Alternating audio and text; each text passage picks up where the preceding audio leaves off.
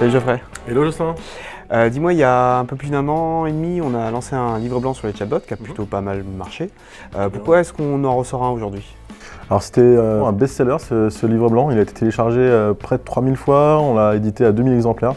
Il y a plein de gens qui s'en sont servis à la fois pour se poser des bonnes questions, mais aussi pour réfléchir à leur projet.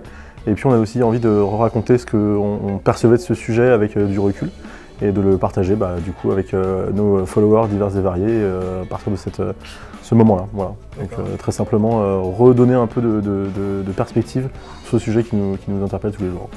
Et les chatbots dont on parlait il y a un an et demi, c'est les mêmes qu'aujourd'hui? Alors justement, c'est un des gros sujets du livre blanc qu'on a essayé de préparer.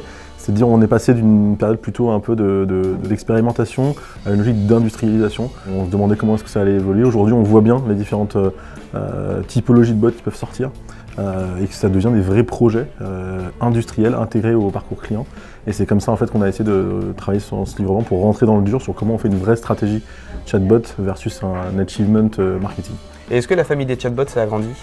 Et oui, elle est passée de 4 à 5. Il y avait 4 familles déjà au début, serviciel, commercial, expérientiel et événementiel. On a rajouté une famille qui est la famille RH, qui finalement a émergé assez naturellement dans les demandes que nous ont fait les clients. Et puis on en parlera juste après, aussi les plateformes techno qui nous permettent désormais de faire des chatbots aussi pour du RH, aussi pour de l'interne. Il y a des vraies demandes et on a essayé vraiment d'explorer cette dimension-là pour la suite. Ok. Bon, on est entre nous, il y a pas mal de gens aussi qui disent que le chatbot, l'effet de mode est un peu passé. Est-ce qu'on y croit franchement? On fait plus y croire, on a fait 35 maintenant depuis le début qu'on fait des chatbots.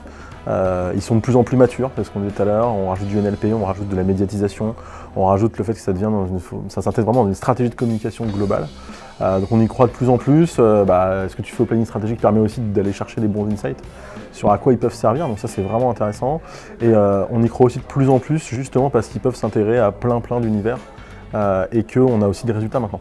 Ok. Et où est-ce qu'on va pouvoir les retrouver ces résultats? Alors on va pouvoir les retrouver justement dans le livre blanc où on partage plusieurs cas en transparence avec des clients comme le parc Astérix, comme Ramsay Général de Santé, comme AJP qui nous ont autorisé entre guillemets à présenter ces différents résultats. Donc ça c'est intéressant aussi pour avoir ces retours d'expérience et pouvoir se dire si je veux me lancer, qu'est-ce que je peux en espérer. Donc ça c'est vraiment un des bénéfices je pense de lire ce livre blanc, d'avoir du concret. C'est beaucoup ce que les clients nous ont demandé, parfois de la bonne idée à la concrétisation, sur quoi on peut compter aujourd'hui vraiment en termes de chatbot. Top. Il n'y a plus qu'à retrouver notre livre blanc sur notre site tsc.digital. N'hésitez pas à le télécharger et à le partager.